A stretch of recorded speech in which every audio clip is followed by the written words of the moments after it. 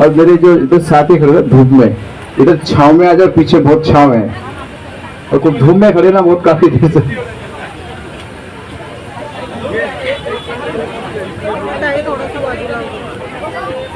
सुन लो पहले, मुझे सुन लो, फिर सुनने के बाद सब स्वागत चलेगा, ठीक है? पहले सुनेंगे और बाद में स्वागत। तो पहले जो जरूरी काम है वो कर लेना चाहिए। महाकारुणिक सम्यक संबुद्ध परम पूज्य बाबा साहब डॉक्टर अंबेडकर, प्रियदर्शी सम्राट अशोक, तो भारत भूमि पे जन्मे सभी संत महापुरुषों को वंदन करते हुए मंच पे उपस्थित भिक्षु संघ को सादर वंदनी करते हुए और नागपुर की क्रांतिकारी भूमि और नागपुर की भी क्रांतिकारी भूमि कामठी के सभी धर्म उपासक उपासिकाओं को मेरा नमो बुद्धाय जय भीम।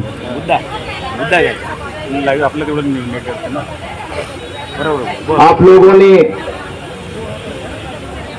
आज की तारीख में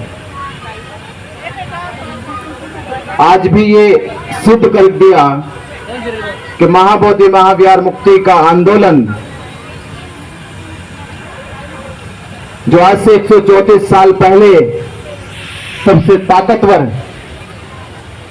जिसने ना तो उम्मीद छोड़ी है, ना हार मानी है और ना थके हैं, ना डरे हैं, मैं उन सभी क्रांतिकारी भूमि के उपासक उपासिकाओं को नमो बुद्धाय की जय भीम करता हूं। तो नागपुर की वो धरती है जिस धरती को बाबा साहब डॉक्टर अंबेडकर जी ने चुना था। बाबा साहब डॉक्टर अंबेडकर जी ने नागपुर की धरती को चुना और चुनते समय बाबा साहब अंबेडकर जी ने यहां से सदियों सदियों की बीमारी को जड़ से उखाड़ फेंका। कैसे उखाड़ फेंका कि लूटी संस्कृति हमारी दासहीन बनाया था।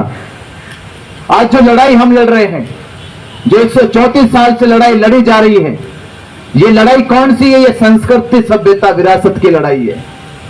विरासत क्यों बचाई जाती है? क्योंकि समाज विरासत से प्रेरणा लेता है और जो समाज विरासतों से प्रेरणा लेता है वही समाज प्रगति की ओर बढ़ता है।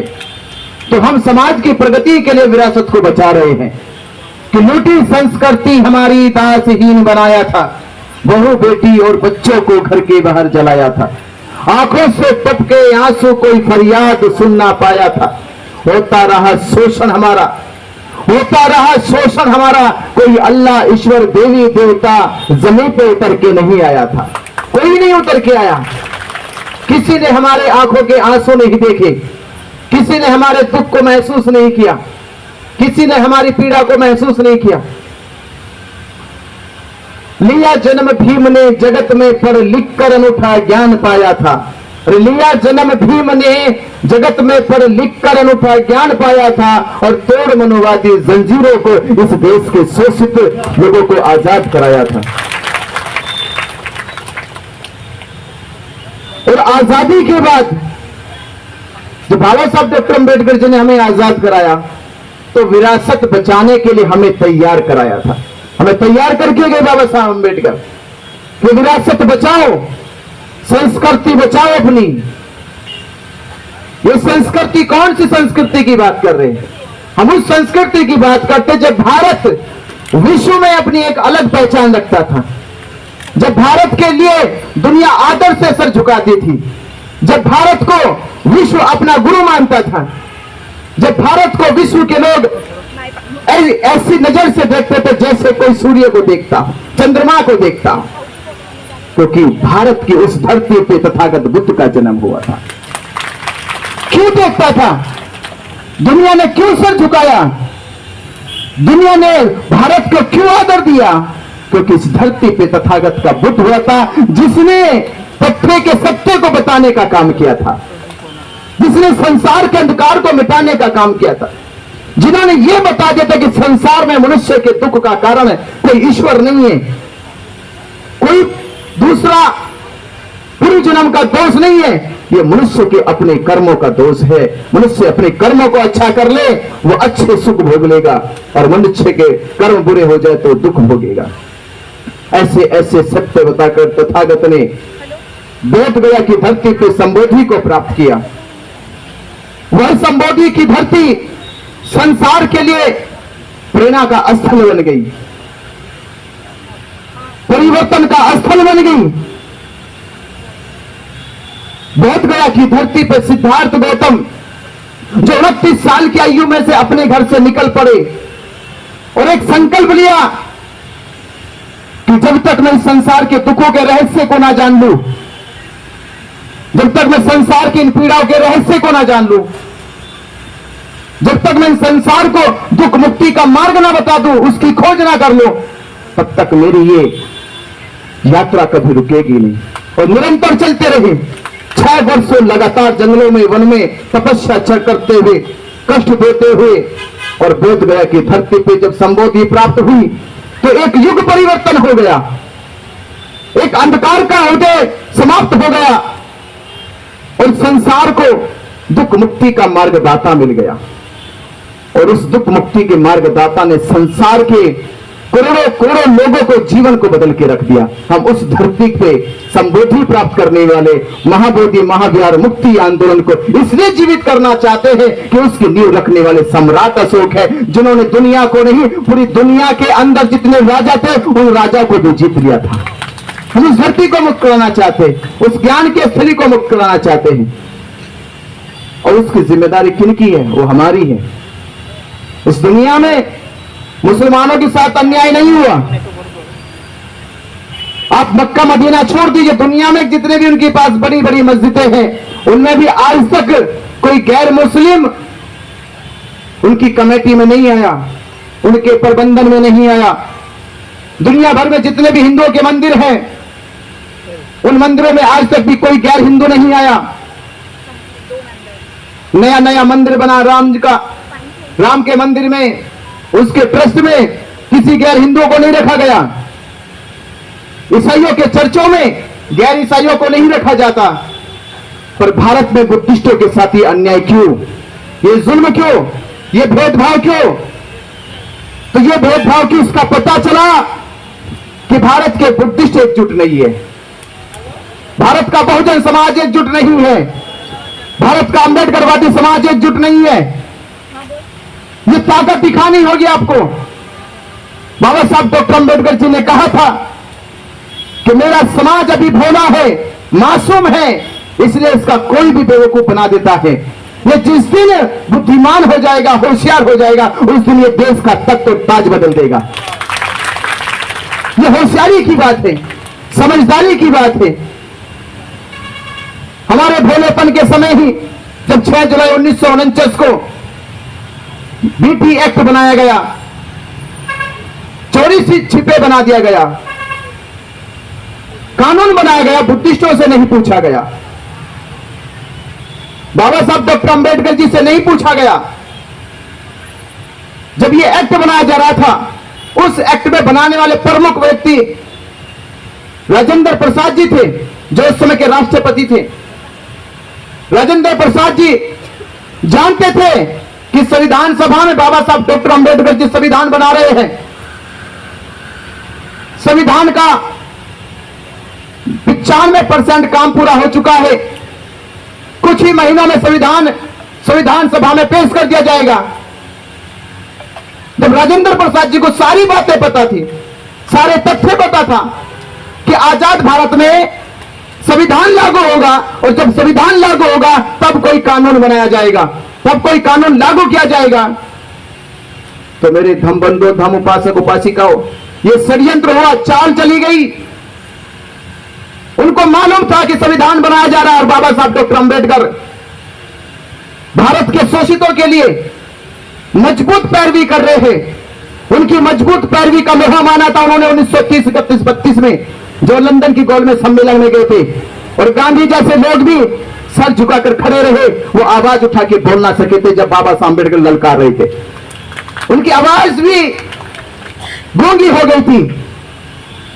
तो बाबा साहब अम्बेडकर जी को जानते थे कि जब बाबा साहब अम्बेडकर जी कलम चल रही है तो भारत के शोषितों पीड़ितों को, भारत के उन सभी धार्मिक लोगों को समान अधिकार मिलने वाले हैं। तो संविधान सभा में संविधान लागू होने से 4 महीने 19 दिन पहले ही 4 महीने 19 दिन पहले ही इन लोगों ने 6 जुलाई 1949 को बीटी एक्ट बनाया। ये बीटी एक्ट क्यों बनाया गया? ये बीटी एक्ट इसलिए बनाया गया क्योंकि बाबा साहब डॉक्टर अंबेडकर जी ने 13 अक्टूबर 1935 को नासिक की सभा में कहा था दहाड़ते हुए, आज तो आजाद भारत है, कुछ लोग आज भी घबराते हैं। बाबा साहब अंबेडकर ने तब दहाड़ लगाई थी जब देश भी आजाद नहीं हुआ था, जब देश में 2 तरह के संविधान चलते थे, एक अंग्रेजों का संविधान और एक ब्राह्मणों का मनुस्मृति का संविधान चलता था। पूरा देश घबराता था ब्राह्मणों से। तो बाबा साहब अंबेडकर जी ने कहा था कि मैं हिंदू धर्म में पैदा हुआ, यह मेरे बस की बात नहीं थी, पर मैं इस धर्म में मरूंगा नहीं, यह मेरे बस की बात है। ऐसे कहा, ये चोरी छिपे नहीं कहा। और जब ये बात कही तो अखबारों में छपी। कुछ उन सामंतवादी चतुर चालाक लोगों के कान खड़े हो गए और उन्होंने ये साजिश रचना शुरू कर दी कि बाबा साहब डॉक्टर अंबेडकर जी धर्म परिवर्तन करेंगे। और धर्म परिवर्तन केवल बाबा साहब डॉक्टर अंबेडकर जी नहीं करेंगे, बाबा साहब अंबेडकर जी के साथ भारत का लाखों लोग जुड़ा हुआ है, लाखों लोग कर जाएंगे। पूरे भारत में परिवर्तन की लहर आ जाएगी। यह लहर हो सकता है कि भारत की पूरी व्यवस्था को बदल दे।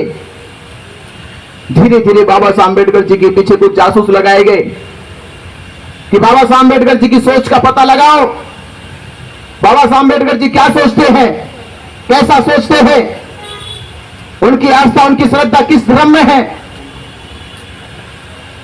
तो बाबा साहब डॉक्टर अंबेडकर जी के जब पीछे जासूस लगे तो पता किया गया कि बाबा साहब डॉक्टर अंबेडकर जी की अटूट श्रद्धा विश्वास भगवान बुद्ध के धर्म में है। भगवान बुद्ध के धर्म की और बाबा साहब अंबेडकर जी के कदम बढ़ रहे हैं और वो तैयारी कर रहे हैं एक बड़े समूह को लेकर भगवान बुद्ध के धर्म में विकसित होने की। तो उन लोगों ने जब ये मालूम कर लिया कि बाबा साहब डॉक्टर अंबेडकर जी भगवान बुद्ध की दीक्षा लेने वाले हैं, तो आपको मालूम होना चाहिए दुनिया में जब कोई इस्लाम धर्म कबूल करता है तो उसका सपना एक आखिरी यात्रा होता है। वो कौन सा? Mecca Medina. जब दुनिया में लोग ईसाई धर्म स्वीकार करते हैं तो उनका सपना होता है यरूशलेम या वेटिकन सिटी का चर्च कि एक बार जरूर यात्रा कर ली जाए। जब दुनिया में कोई सिख धर्म को स्वीकार करता तो उनका भी सपना होता है कि वो अमृतसर के गुरुद्वारे में जाके एक बार माथा टेकाए। तो ब्राह्मणों ने सोचा कि बाबा साहब अम्बेडकर जी बौद्ध धर्म स्वीकार कर लेंगे, तो जो बौद्ध धर्म का जो केंद्र है वो बोध गया में है। बौद्ध धर्म का जो केंद्र है वो बोध गया में है। तो बाबा साहब डॉक्टर अंबेडकर जी की दीक्षा से पहले, उनके धर्मांतरण से पहले ही आप महाबोधि महाविहार पे कब्जा कर लो। ये साजिश से रचना शुरू कर दी और मिलकर राजेंद्र प्रसाद से, पंडित जवाहरलाल नेहरू जी से उन्होंने योजना बनाई और योजना के तहत 6 जुलाई 1949 को बीटी एक्ट बना दिया गया। कानून बनाने की क्या आवश्यकता थी? कानून बनाया जाता उनके लिए जिनको सताया जा रहा हो।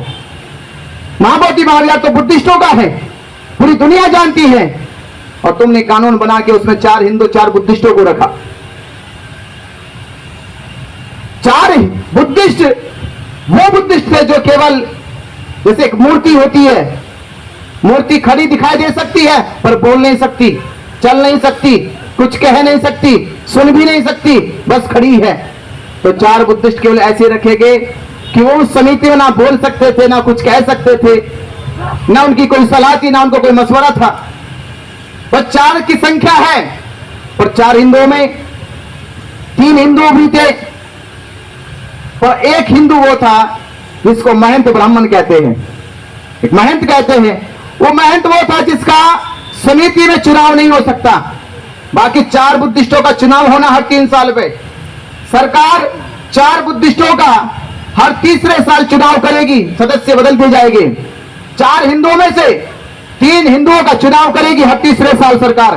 पर एक महंत जो ब्राह्मण है उसका चुनाव नहीं होगा।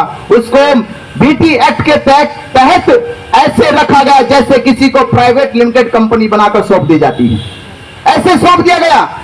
अब कोई पूछे कि महंत का बुद्ध से क्या लेना देना, उनको तो शर्म आनी चाहिए कि उनके आदि शंकराचार्य ने जब 8वीं सदी में एक यात्रा निकाली तो उस यात्रा में उन्होंने प्रचार प्रसार किया कि बुद्ध की परछाई से बचो, बुद्ध के उपदेशों से बचो, बुद्ध के भिक्षु संघ से बचो। अगर तुम उनकी चपेट में आ गए तो तुम्हें नरक भोगना पड़ेगा। अगर तुम उनके संपर्क में आ गए, अगर उनकी परछाई भी तुम्हारे ऊपर पड़ गई तो तुम्हें नरक भोगना पड़ेगा, मुक्ति नहीं मिलेगी।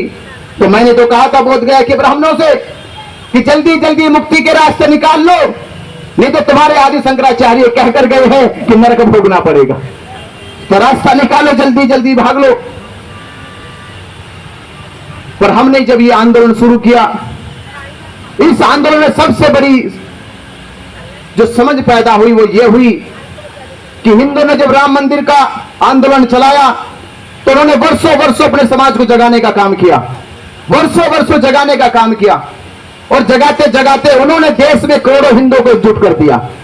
और जब एकजुट कर दिया और सुप्रीम कोर्ट में जब ये फैसला हुआ तो सुप्रीम कोर्ट के चीफ जो वहां के जस्टिस थे उन्होंने फैसला सुनाते हुए कहा था कि हम इस नतीजे पे पहुंचे हैं कि भले ही राम मंदिर के पक्ष में कोई सबूत ना हो, कोई सबूत ना हो, भले ही राम मंदिर के पक्ष में कोई गवाह भी ना हो, भले राम मंदिर के पक्ष में कोई अवशेष प्राप्त ना हो, हम फिर भी ये नतीजे पे पहुंचे हैं कि इस फैसले के पक्ष में भारत के करोड़ों हिंदू है और वो हिंदू चाहते हैं कि फैसला उनके हक में किया जाए। तो सुप्रीम कोर्ट के जज कहते हैं कि ये फैसला करोड़ों हिंदू की आस्था के आधार पे हिंदू के पक्ष में सुनाया जाता है। इसका मतलब ये होता है कि सुप्रीम कोर्ट ने पहली बार बिना किसी सबूत के, बिना किसी साक्ष्य के, बिना किसी अवशेषों के केवल इस आधार पे फैसला दिया कि उसमें करोड़ों हिंदू की आस्था का विश्वास था। तो आज हमें वही सिद्ध करना होगा, वही दोहराना होगा, सुप्रीम कोर्ट के सामने खड़ा होना होगा कि हमने भी ये जंग जारी कर दी है कि भारत के करोड़ों बुद्धिस्टों को जागरूक करेंगे और एकजुट करेंगे और सुप्रीम कोर्ट के सामने कहेंगे कि जज साहब ये मामला भी अब महाबोधि महाविहार और महंत का नहीं है, ये मामला भारत के करोड़ों बुद्धिस्टों की आस्था विश्वास का है और उसके साथ खिलवाड़ नहीं हो सकता, अन्याय नहीं हो सकता। तो आज हमें उसी की जरूरत है। ये जनसभा, ये जनसंवाद वो केवल इसी की पुकार कर रहा है कि 134 साल से हम जो लड़ाई लड़ रहे हैं, 300 साल पहले जिस नींव को सम्राट अशोक ने रखा था वो आपको बुला रही है, पुकार रही है कि कब तक वो कैद में रहेगी, कब तक उसके साथ जुल्म होता रहेगा, कब तक लोग बुद्ध विहार के भीतर घुसकर ये पिंडदान, कर्मकांड, अंधविश्वास जैसी रूढ़िवादी परंपराओं का प्रचार प्रसार करते रहेंगे, कब तक जाने वाले हमारे बौद्ध उपासकों के ऊपर वो हमला करते रहेंगे, कब तक वो लोग वहां पर घुसकर अंदर जय श्री राम, जय हनुमान के नारे लगाते रहेंगे, कब तक? वो तब तक लगा रहे जब तक हम लोग एकजुट नहीं हो जाते। और जिस दिन एकजुट हो जाएंगे वो हमारे कहने से पहले महाबोधि महाविहार छोड़ के भाग जाएंगे, भागने लगेंगे। इसका उदाहरण मैं दे सकता हूं। 12 तारीख को जब हमने कहा कि महाबोधि महाविहार में महावंदना करने जाएंगे तो आपको मालूम नहीं होगा महाबोधि महाविहार के भीतर जितने दुकान थे, लोग दुकानें बंद करके चले गए थे, बाहर दुकानें बंद करके बाहर चले गए थे।